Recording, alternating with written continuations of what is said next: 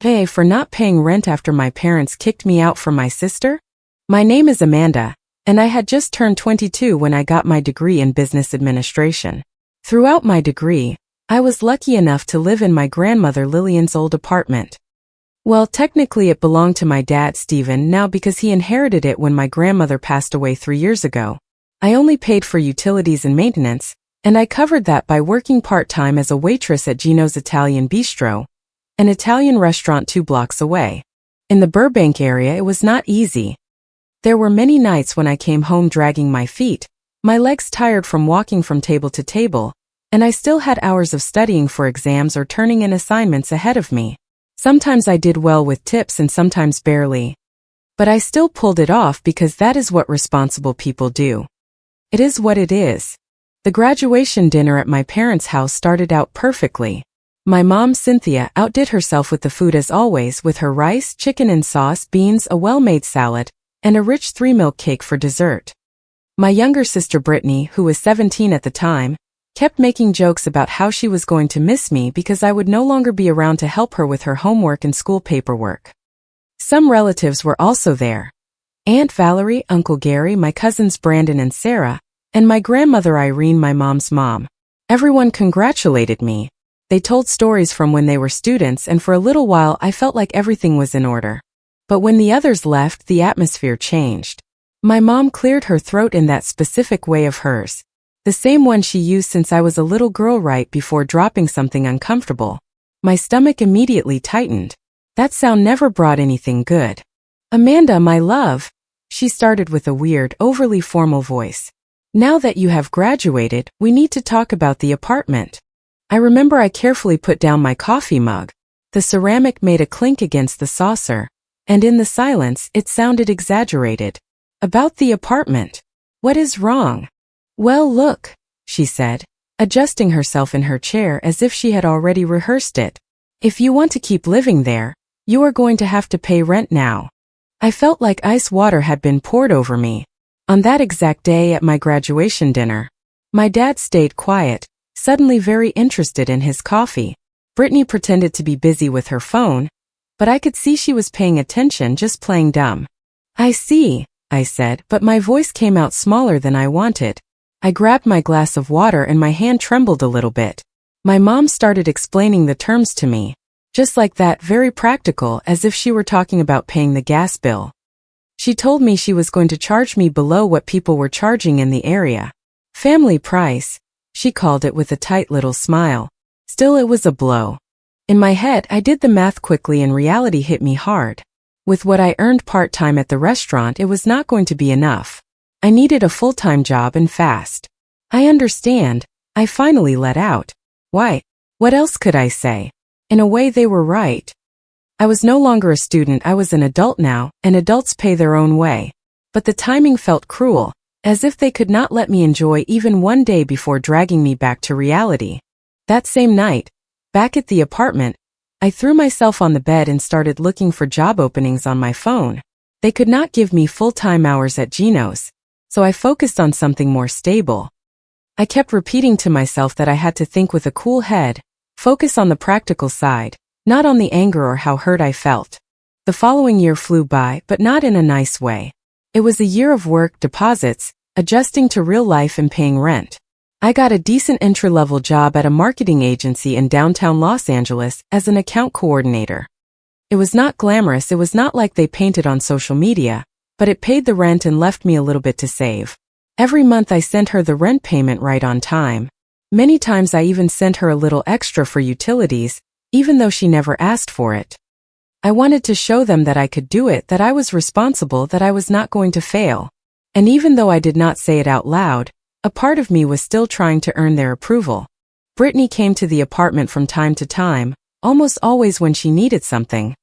Whether it was to help her with her college application, to go through my closet, or to give her advice about a boy she liked. I saw her changing, becoming more distant, more secretive. Her visits were no longer to hang out, they were to see what she could get out of me. Brittany was always the baby of the family, the spoiled one. My parents treated her with kid gloves. They demanded things from me, they let her do whatever she wanted. They made me work since college, but for her, no way. I tried not to get bitter, but it did make me angry. Around that time she started dating Kyle. He was a year older than her and worked part-time at an electronics store in the mall. The first time Brittany brought him to the apartment, I was not impressed. He did not seem like a bad person, but something did not add up. He talked a lot about getting rich quick, as if money fell from the sky, and you could tell he expected others to solve his problems. And then came the phone call that turned everything upside down. "Amanda, you have to come over right now," my mom told me with a tense voice. "It is important." I thought it was about Brittany's college. She was choosing between several options, and I figured they wanted my opinion or needed help organizing payments, scholarships, those kinds of things. Brittany had decent grades, not like mine if I am being honest, but good enough to get into a state university and settle in. How wrong I was when I arrived at my parents' house that afternoon. The vibe was extremely weird. My mom and dad were sitting stiffly on the couch, in their usual spots. Brittany was in the armchair leaning back with a face that was not nervous, it was smug. That was the word. "Sit down," my dad told me. His voice sounded rough, like he was tired. He looked older, more exhausted. I sat on the edge of the living room with my heart racing. "Brittany is pregnant," my mom blurted out without beating around the bush. My mind went blank. My 18-year-old sister pregnant by the boyfriend from the mall store. I saw my mom wringing her hands in her lap, a nervous habit she had since I was a little girl. "And there is another thing," she continued, sitting up straight as if gathering strength. "Brittany and Kyle are going to need a place to live. They are going to move into the apartment." I felt like I had been slapped in the face. The floor shifted beneath me, and I had to grab the edge of the couch. "Excuse me, you are going to have to move out," my mom said, as casually as if she were letting me know it was going to rain. "Brittany and Kyle need a place to start their family. It is the perfect solution. The apartment is already furnished, it is in a good area, and it is close to Kyle's parents." I turned to look at Brittany. She was staring at her freshly painted nails with a little smirk, as if this were a victory. She did not even have the slightest shame to look me in the eye. She was wearing one of my sweaters again, the one she borrowed last month and never returned. "Give me time to find something," I said, trying to keep my voice from cracking. "It is not that easy to find a place from one day to the next." "1 week is enough," my mom said, and then, as if she had forgotten something unimportant, she added, "Oh, and you are going to keep paying the rent because your sister cannot handle that right now." I let out a laugh without meaning to. It just came out, thinking it was a joke, but I saw their faces and my laughter died. "You cannot be serious," I said. "Your sister and Kyle are very young," my mom explained in that tone of telling it to me slowly so I would understand. "They do not have jobs yet, and with the baby on the way." She trailed off, pointing to Brittany's belly, which was not even showing yet. "So let me get this straight," I interrupted her, unable to control myself anymore. "You want me to move out of the apartment and keep sending money for a place where I am no longer going to live? In order for them to live there, they need our help," my dad finally said, looking me in the eyes. "It is your responsibility as the older sister. Family supports each other." "My responsibility?" I stood up. My hands were shaking with anger. If they are old enough to have a baby, they are old enough to work and support themselves. Has Kyle even looked for a full-time job? Has Brittany? Is anyone doing anything other than making demands? How can you be so selfish? Brittany shrieked suddenly, her eyes filling with tears. They were the same tears as always, the ones she used when she was 12 and wanted a new phone, or when she was 14 and they would not let her go to a party. "I am going to be a mom. Do you not care about your niece or nephew? You are being ungrateful," my mom said coldly. "After everything we have done for you." "Ungrateful," I said, feeling my throat burn. "I have been paying rent for a year. I have broken my back working since college, and now you want me to support 2 adults who got themselves into this situation and do not want to fix anything. I am not paying a single dime for them, and I am not going to keep making payments for an apartment I do not live in anymore. If you want to enable this, that is your decision, but count me out." I left that house with their screams chasing me all the way to my car. Selfish, ungrateful, heartless. The door slammed behind me with a sound that felt final. I did not even wait out the week. That very night I started packing.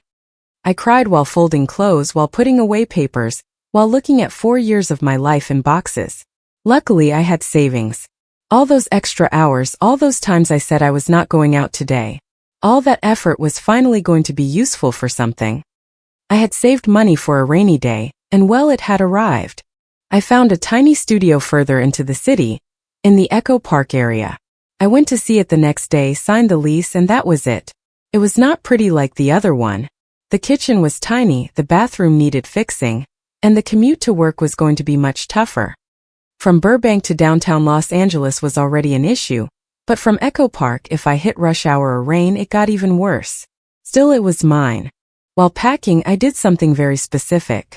I made lists of everything in the apartment and separated what belonged to my parents from what was mine. The furniture they had provided stayed. The old couch they brought down from their house, the dining table that had belonged to my grandma Lillian, the bookcase my dad built when I moved in, those stayed. But the books filling the bookcase, the clothes, my kitchenware, everything I bought with my own money went with me. My coffee maker, which I bought when I got my first bonus, my laptop paid for with restaurant tips, my bed that I put together little by little, the frame, the mattress, the bedding. All during my first months of full-time work, my dishes, my pans, my blender, my things. I put all of that into boxes with my name on them. Took me 2 days to move. My boss, Melissa, gave me the chance to take a personal day. I did not tell her everything, I just told her it was a family matter. When I finished, I drove to my parents' house. I parked, walked up to the door, and left the apartment key in an envelope with my mom's name on it in their mailbox. I did not leave a note. What was I going to say that had not been made clear already? A week later, my phone blew up with calls. My mom called me furiously. "What did you do to the apartment?" she yelled. "You stripped it bare. There is no bed, there are no dishes, there is nothing. Whatever was there when I moved in is still there," I said, taking a deep breath to stand my ground. "I only took what was mine, what I bought with my own money, the money I earned working while I was studying. Let us see if Brittany and Kyle try doing the same. You are a..." My mom started hurling insults, the kind I am not going to repeat. I had never heard her like that. I hung up. That night, sitting on a mattress on the floor of my new studio, I cried like I had not cried since this whole thing started. I cried for the family I thought I had, for my sister, who already felt like a stranger, for my parents, who chose to cover everything for her and toss me aside as if I were in the way. And I cried for myself, for the Amanda who truly thought that doing things right was enough. It is amazing how much your life can change in a year. I went from being the responsible daughter to the ungrateful one. I threw myself into work with an intensity that even surprised me. If there was a client with a social media crisis at 2 in the morning, I volunteered. If they needed someone on a Saturday to prepare a heavy presentation, I went. Work became my refuge, the only place where effort actually made sense. Over time, I started leading projects. I got a promotion, then another. The raise was enough to let me breathe and start dreaming about more than just surviving. I opened a savings account just for a down payment. Month after month, I put in whatever I could. It was not magic, it was discipline. Years of leaving early, of putting up with traffic, of saying no to expenses, of watching every penny. Through mutual friends and what I saw on social media, I found out things about my family. Brittany had a boy, my nephew. I did not meet him, I only saw pictures. The typical swaddled baby, little smiles, chubby little hands. And Brittany looking happy in the apartment where I used to live, playing house with Kyle, while my parents paid for everything. One day out of nowhere, I got a text message from Brittany. My heart skipped a beat when I saw it. A part of me got excited, even though I was embarrassed to admit it. "Hi, sister. I hope you are doing well. I heard you got promoted. Congratulations. You should come see your nephew. He is gorgeous. And since you are clearly doing well, maybe you can help us out with a few things." I already knew the catch was coming. Before I could reply, another message came through, and then another. It was a list, an incredibly long list of baby items, but not the basics. They were ridiculously expensive items, designer baby clothes, a fancy stroller that cost more than $1,000, luxury toys, nursery decorations, nothing urgent, just stuff to show off. I stared at the screen in disbelief. After so much time without talking to me, that was her approach. Not an apology, not a "hey, I am sorry," nothing. Just a list. I replied with just one thing, directly ignoring her list completely. "Are you guys working yet?" It took her barely any time to answer, as if she had it ready. Well, no, my parents are taking care of everything. They pay the bills and give us spending money. Kyle and I do not need to work. Right now we are focused on being parents. That is really hard work, you know? And then came the worst part, the part that truly infuriated me. In fact, we are thinking of having another one soon. My parents are such pushovers, honestly. They are going to keep helping us if there is another baby. And we also want a huge wedding. Nothing simple. My parents are going to pay for it. It is what it is. I read that message 3 times. Every time it made me angrier. My sister talking about my parents like they were idiots while draining them of money, planning another pregnancy to trap them, and on top of that wanting a big wedding with someone else's money. I did not reply. I locked my phone and tried to get on with my life, but that phrase stuck in my head. A few months later my mom called me. It was not a message, it was a call. I was about to ignore it, but something told me to answer. "Amanda," she said, and her voice was no longer its usual self. It sounded tired, lifeless. "We need to talk. Can you come over?" I do not know if it was curiosity or if I still had some hope of fixing things, but I went. Driving through those streets felt weird, like visiting a place that was no longer mine. When I walked in, I saw them and was shocked. They looked older. My dad had more gray hair. My mom had deep bags under her eyes. Both had a defeated posture I had never seen on them before. "We are picking up extra shifts," my dad said point blank. "Overtime to help your sister and Kyle." I stayed quiet. You could clearly hear the clock on the wall. "We are in over our heads," my mom continued, her voice catching. "Between the maintenance, the baby's expenses, the cravings, the rent, it is just not enough anymore. And they are not hustling to do anything." I listened to her and it hurt because even though I was angry, they were still my parents. But I also remembered how they had spoken to me. "We know you are doing well," she continued. And right then I understood. "We think it is your turn to help your sister too." A laugh escaped me out of pure disbelief. "Are you seriously telling me you want me to support them too?" "Your sister cannot work right now," my mom insisted. "She has the baby. And Kyle." I asked without raising my voice. "Can Kyle not work? Can he not help with the baby? Or does that not cross your minds?" I looked at the two of them, my parents who taught me to study, to push myself, to earn my own keep. I saw them defending 2 capable adults who simply did not want to do anything. "So let me see if I got this straight," I said slowly, emphasizing every word. "You are working harder to support Brittany and Kyle, who could work but refused to. And now you want me to join in to keep enabling them." My dad turned red. "You are selfish," he snapped at me. "And if you are not going to help your sister from today on, do not count on us anymore. This is over." I looked at him and felt a sad sense of calm. "You cannot kick someone out of your life who has already left," I said quietly. I stood up and walked out. I closed the door without slamming it, but the sound of it shutting felt like the moment you realize there is no turning back. That night, back at my place, I made some tea, sat in front of my computer, and pulled up Brittany's message, the one she had sent me months ago, where she casually said my parents were pushovers and that they were planning another baby so they would keep supporting them, plus the big wedding. I stared at the screen for a while. My finger trembled a little over the forward button. I felt that I should not do this, feeling as if I were betraying a confidence. But then I remembered something simple. Brittany had already betrayed my parents long before, and without any remorse. I did not write anything, I did not include an explanation, I just forwarded the screenshot to my mom. A week later, Aunt Valerie called me. She was always the one who found out about everything and told half-truths, but this time she sounded shocked. "You are not going to believe what happened," she said in her serious gossip voice. "Your parents kicked Brittany out of the apartment." "What?" I said, nearly dropping my glass. "Yes, there was a horrible fight. Your mom saw what Brittany said about playing them for fools, and your dad exploded. But the truth is, they had been annoyed for a while already, over Kyle not contributing, over Brittany constantly asking for things, over how every paycheck it was something else. The message was the last straw. They told Brittany and Kyle to get out, that they were not going to give them any more money." I stayed quiet, listening. My aunt told me that Brittany screamed, cried, and threw a dramatic fit as usual, that Kyle stood there like a post not knowing what to say, and that my mom, according to my aunt, acted strange, almost calm from sheer exhaustion. She said something like, "You have played us for fools for far too long." And they gave them a week to leave. When I hung up, not even 10 minutes went by before Brittany's call came in. "Amanda," she said, crying as always, "please, can we stay with you for a bit? Just while we get settled. We have nowhere to go. Please, for the baby." I took a deep breath and I was surprised by how easily it came out. "No," I said firmly. There was a silence and then her tone shifted. "You are exactly like them," she screamed. "You are all so selfish.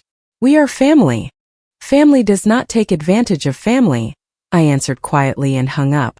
Later I found out through the same family grapevine that Brittany, Kyle, and the baby went to live with Kyle's parents, and things over there were not like at my house.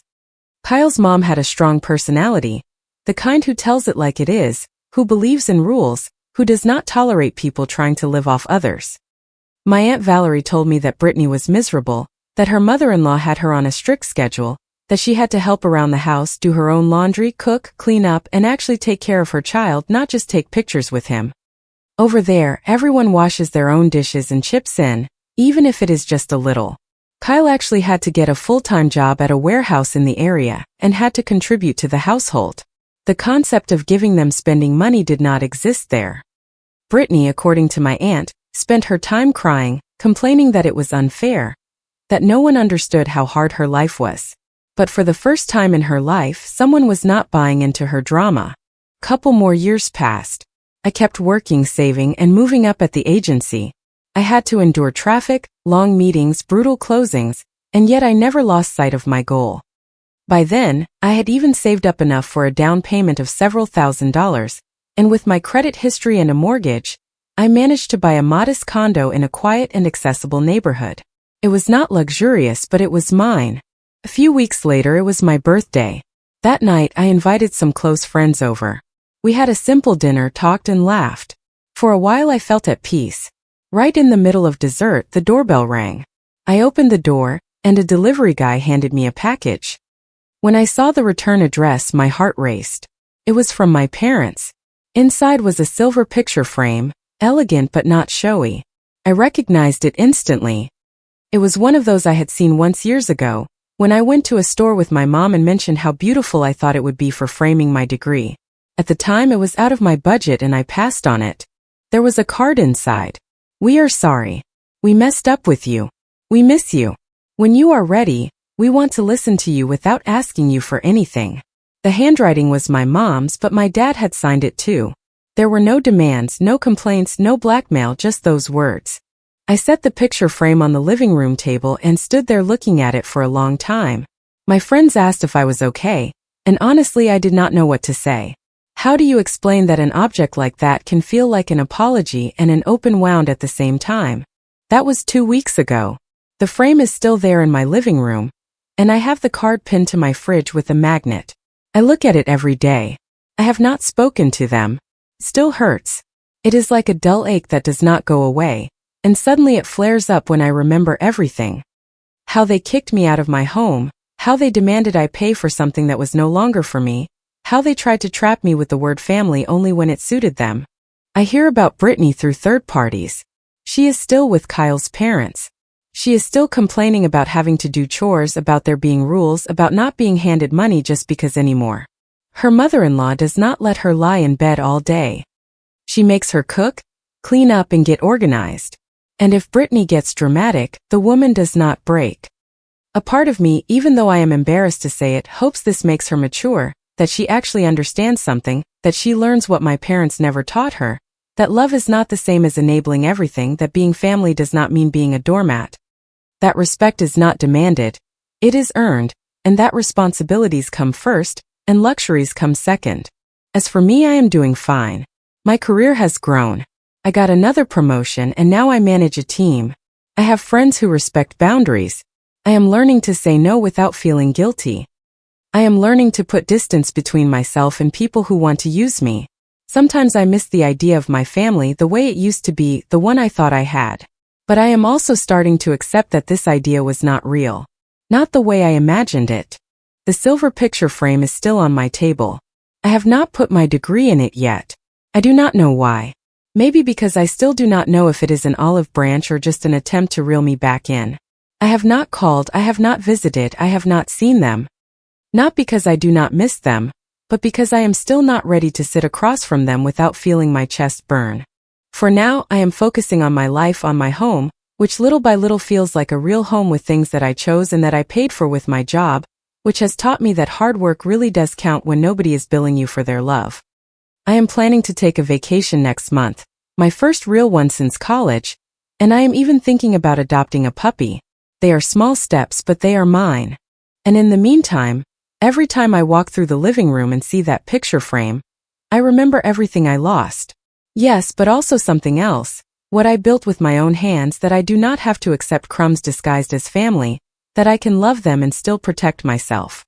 Maybe one day I will call, maybe one day I will sit down with them, maybe the pain will subside enough to talk without it turning into another fight. But not today. Today I remain here in my own space, breathing easier, reminding myself that setting boundaries does not make you a bad person.